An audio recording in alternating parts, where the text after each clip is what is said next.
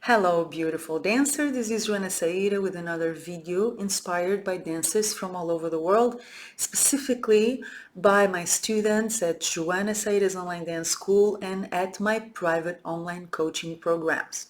By the way, check all the information about this too in the description box below this video. What's the theme of this video? Well, I can tell you it's something that all my students struggle with, from beginners to professionals. All of them go through this difficulty, this challenge, and it's about the connection between the movements and the steps. So there is one phase of the Egyptian dance learning where you learn vocabulary, A, B, C, D, isolations, body exploration, body movements, specific steps, traveling steps, whatever the vocabulary that you are taught.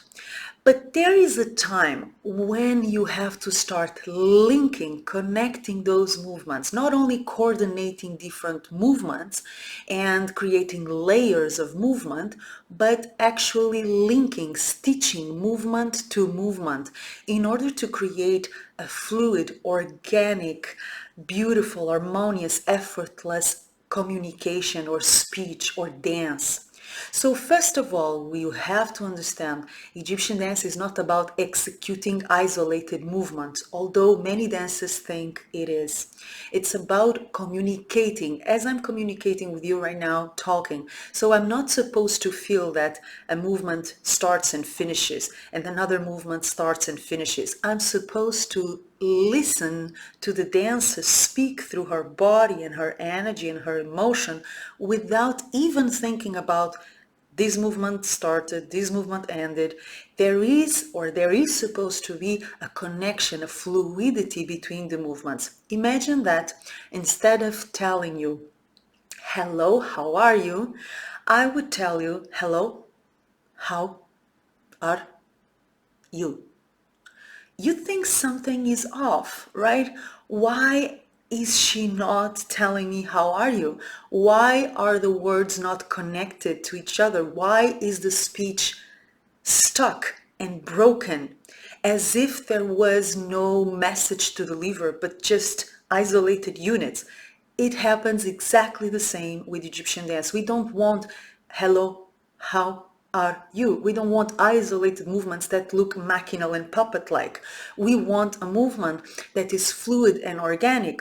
So let's say I'm gonna do this movement over here, shoulder roll, and I'm gonna do this movement over here, okay? A hand crossing with a little undulation of the hands, very simple. So we have a shoulder roll, and we have a hand movement with crossing and uncrossing. If instead of connecting these two movements, I do them in isolation as if they were disconnected pieces, this is how it would look like.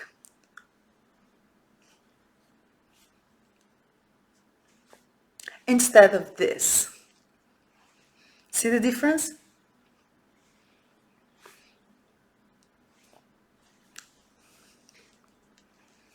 The first one looks almost like a joke. It looks immature, it looks stuck, it looks dry, it looks, as I said, puppet-like. The second one looks very natural, as if I was speaking with my body, and this is what we want.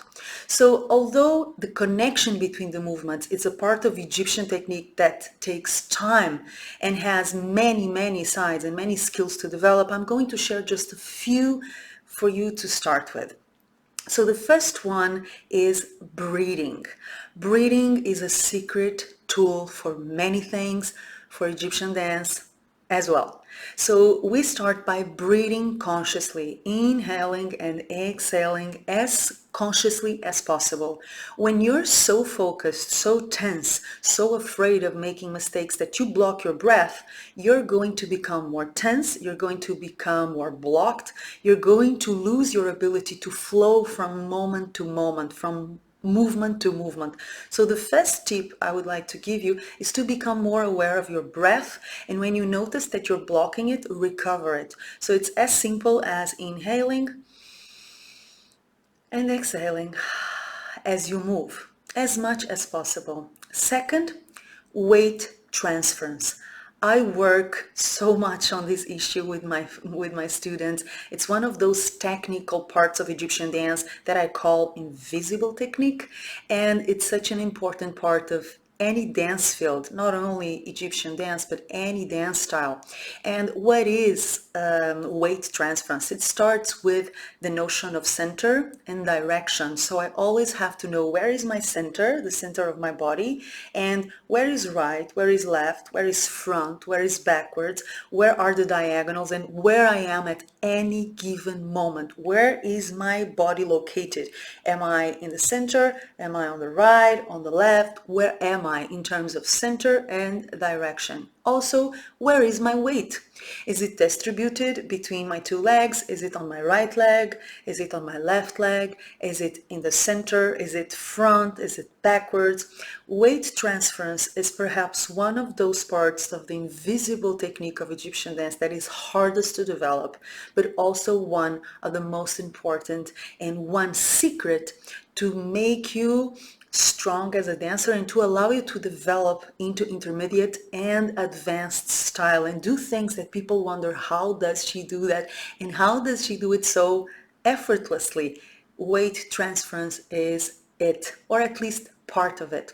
So we have conscious breathing, we have weight transference and notion of center and directions. We also have flow. What is the flow? Is the ability to move with the music and to allow the body to work with us. So instead of working against my body, I'm going to work with my body, with gravity, with body proportions, with strength, with relaxation. I am going to cooperate with my body instead of fighting against it. When I'm dancing, I'm going to allow the weight of my body parts, my head, my arms, my hands, my hips to work with me. And I'm going to allow the movements included in my dance sequence to work with my body, with gravity, with my weight, with what I can do. Instead of fighting so much and focusing on the things I cannot do, I fight for not fighting. What do I mean by this? I start to accept what my body can do right now and I flow with it. I enjoy it, okay? Another tactic that I'm going to leave you is one I often mention, and it has to do with trust and not being afraid of making mistakes or releasing control. A lot of the times, dancers cannot flow from movement to movement because they're so terrified of making a mistake. So they control the process, they control the movements. I do this and I finish, I do that and I finish. They think that control will avoid mistakes, will avoid flaws, will make them more perfect. This is correct and it's incorrect. Yes, when you start relaxing and flowing, you will make more mistakes, but those mistakes will look better than any of your controlled movements. So there is a side of linking the movements that has to do with releasing control, trusting yourself, trusting that you're able to do a mistake and correct it, and the world is not ending because you made a mistake. And also developing the ability to really go with the movement and enjoy yourself in the movement, not wanting it to look like in a certain way, not wanting it to result in a certain way, not stressing so much about controlling the whole picture. One of the most beautiful things about Egyptian dance and life, it's the unpredictable results that can come when we surrender. So linking the movements in a natural way, in a way that makes your dance feel and look organic and fluid and beautiful and harmonious and absolutely natural and effortless, has a lot to do with many things that I'm not sharing with you right now, but also with the ones that I'm sharing, okay? So the last tip I would give you is to release control, to lose the fear of making mistakes, to surrender to the moment. And if you do make mistakes, Don't lose hope and don't think you're the worst dancer in the world. You just correct them. You do better next time, okay? We get out of our belly, of our ego, and we become a little bit bigger. We become a little bit more free than that, okay? So allow yourself to do mistakes. Allow yourself to flow with the movement and see where it takes you. Work with your body, not against your body. Work on your weight transference. Know your center, know directions. Work on your breath, conscious breathing, and you will immediately start to see changes. As I mentioned, there is much more to share.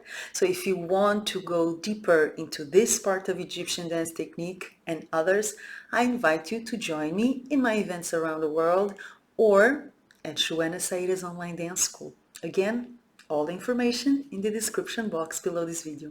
Subscribe to my channel, enjoy the contents of this video and apply them to the best of your abilities right now. Make the best of it, okay? I love you. I will see you soon. And I send you my love and a kiss. Mwah.